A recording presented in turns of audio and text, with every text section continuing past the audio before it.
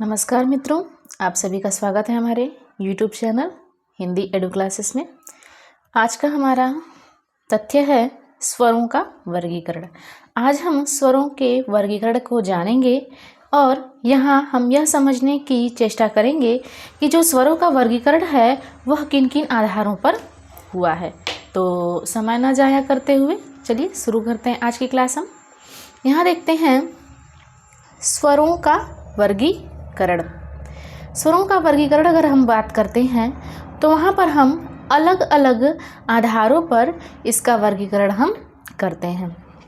तो सबसे पहले हम स्वरों का वर्गीकरण उत्पत्ति एवं संरचना के आधार पर करेंगे। यहाँ हम यह देखेंगे कि उत्पत्ति एवं संरचना के आधार पर स्वरों का वर्गीकरण जो होता है वह कितने भागों में होता है। तो यह दो भागों में होता है। पहला है मूल स्वर और दूसरा है संधि स्वर। पहला अगर हम कहेंगे तो पहला मूल स्वर होता है और दूसरा होता है संधि स्वर। आगे देखते हैं मूल स्वर क्या है। तो मूल स्वर है यह स्वर किसी दूसरे स्वर के योग से नहीं बने होते हैं। अर्थात ये जो स्वर है ये किसी दूसरे स्वर के सहयोग से नहीं बने होते, बल्कि ये स्वयं जो इनका स्वरूप होता है वही इनका मूल रूप होता है। इसीलिए इनको मूल स्वर कहा जाता है। और इनकी संख्या कितनी है? तो इनकी संख्या 4 है। और ये कौन कौन से हैं? तो वो हैं अ, ई, उ, री। आगे देखते हैं संधि स्वर। संधि स्वर किसे कहा जाता है? तो यह दो स्वरों के योग से बने होते हैं। अर्थात जो मूल स्वर होते हैं वे बिना किसी स्वर के सहयोग से बने होते हैं। वो जैसे पहले थे वैसे ही हमेशा रहते हैं। लेकिन वही संधि स्वर दो स्वरों के योग से बने हुए होते हैं। इनके भी दो स्वरूप मिलते हैं। इनके जो दो स्वरूप हैं वे कौन कौन से हैं? तो पहला है दीर्घ संधि स्वर, दूसरा है संयुक्त संधि स्वर। अब यहाँ हम यह देखते हैं कि दीर्घ संधि स्वर कहा किसे जाता है। तो दीर्घ संधि स्वर है ये दो समान स्वरों के योग से बने होते हैं। अर्थात जो दीर्घ संधि स्वर है वे दो एक समान स्वरों के योग से ही बने होते हैं। और इनकी संख्या कितनी है? तो इनकी संख्या भी 4 है। अब ये कौन कौन से हैं? तो वे हैं आ, बड़ी ई, बड़ा ऊ और री। इनमें यहाँ जो री है इसका प्रयोग केवल संस्कृत में ही होता है। इसका प्रयोग केवल संस्कृत में ही होता है। और यह कैसे बना है? तो अ धन अ बराबर आ बना है। छोटी ई धन छोटी ई बराबर बड़ी ई बनी है। और छोटा ऊ के सहयोग से ही बना है बड़ा ऊ।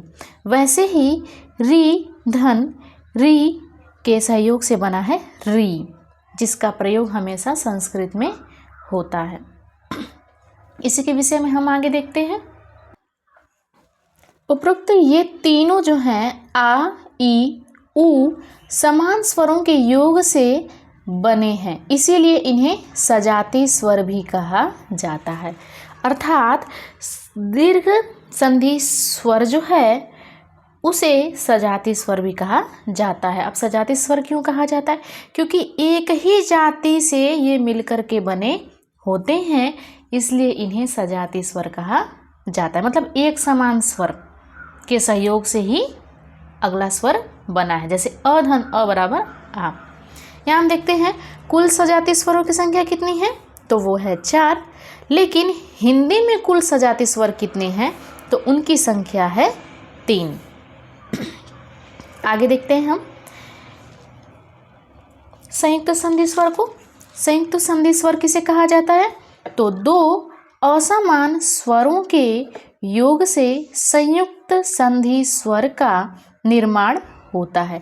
अब यहाँ हम यह देखेंगे कि जो दीर्घ संधि स्वर है वो समान स्वरों के मेल से बना है। अर्थात दो समान स्वरों के मेल से जो स्वर बनता है उसको दीर्घ संधि स्वर कहते हैं।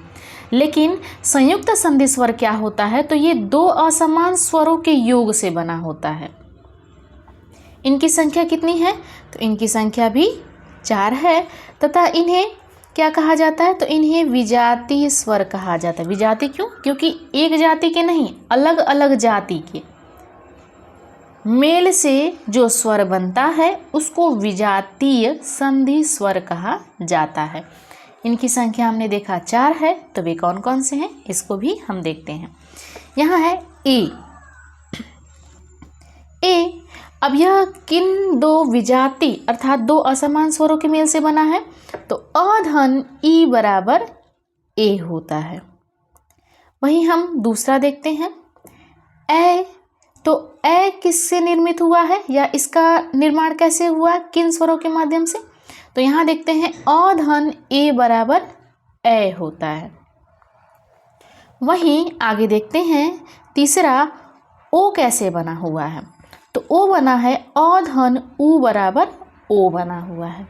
ठीक है, आगे देखते हैं औ किस स्वरों के माध्यम से बनकर बना है मिलकर के, तो औ जो है वह अ धन ओ के मेल से औ बना है।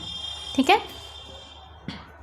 तो आगे हम देखते हैं एक नए आधार के अनुसार कि स्वरों का वर्गीकरण और भी जो आधार हैं उनके अनुसार हम देखते हैं।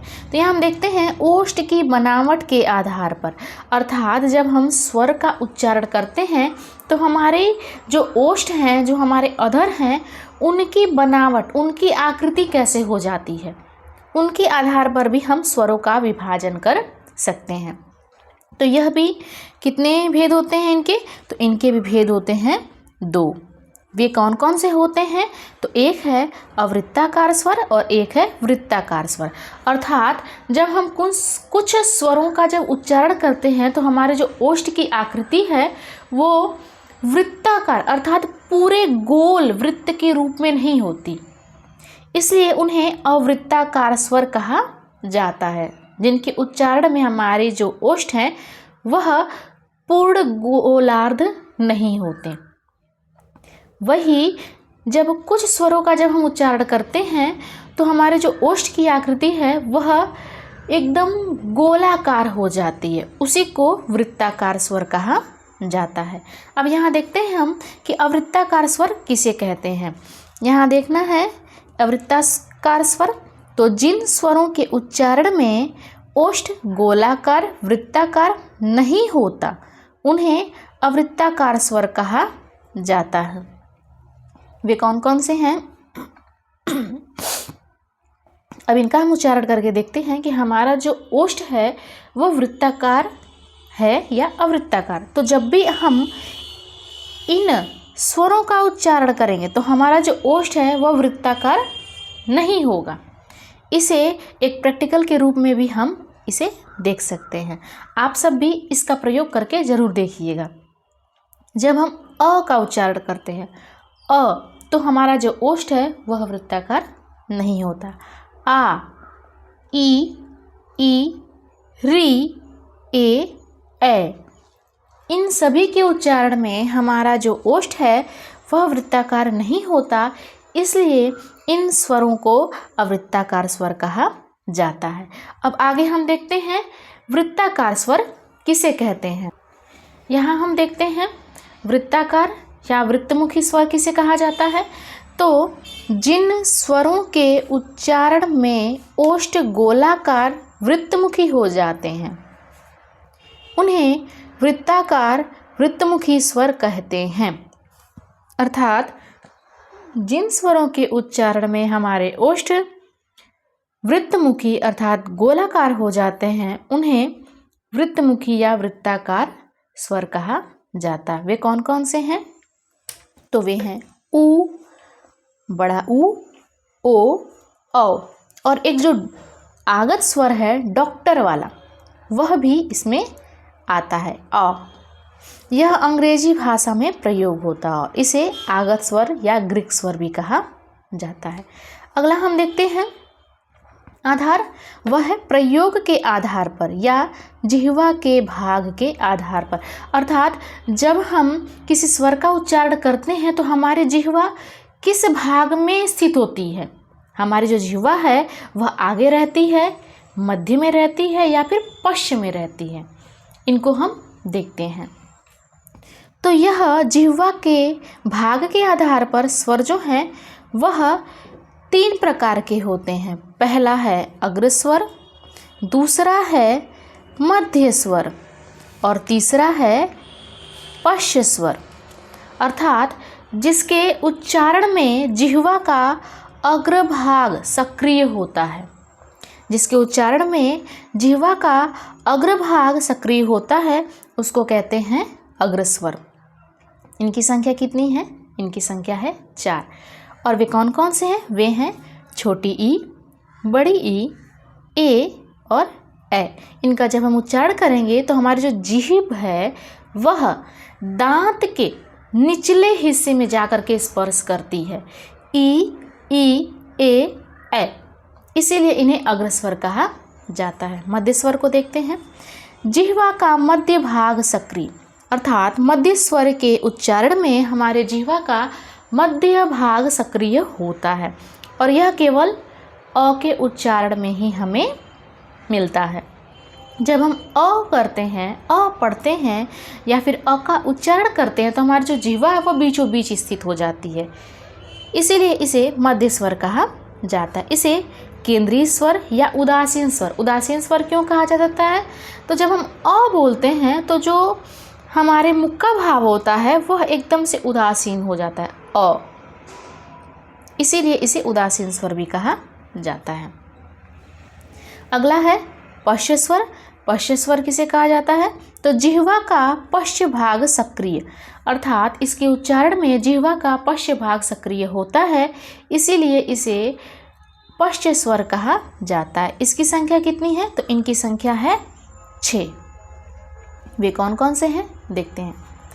आ, छोटा ऊ, बड़ा ऊ, ओ, औ और डॉक्टर वाला औ, अर्थात आ, उ, ओ, औ। ठीक है। अब आगे हम देखते हैं अगले वीडियो में कि और भी 2 आधार हैं जिनके अनुसार हम स्वरों का वर्गीकरण करते हैं, उनको हम देखेंगे अगले वीडियो में। यह वीडियो आज की यहीं समाप्त होती है। मिलते हैं अगले वीडियो में। अगर आपको यह वीडियो पसंद आई हो तो लाइक करें, सब्सक्राइब करिएगा जो भी इसे सब्सक्राइब न किया हो इस चैनल को। अगर आपको कोई भी समस्या हो इन तथ्यों के माध्यम से या फिर कोई प्रश्न हो तो हमें कमेंट बॉक्स में ज़रूर बताइएगा। अगर आपको यह वीडियो पसंद आई हो तो उसे भी लाइक करके कमेंट में ज़रूर बताइएगा कि आपको यह वीडियो कैसी लगी।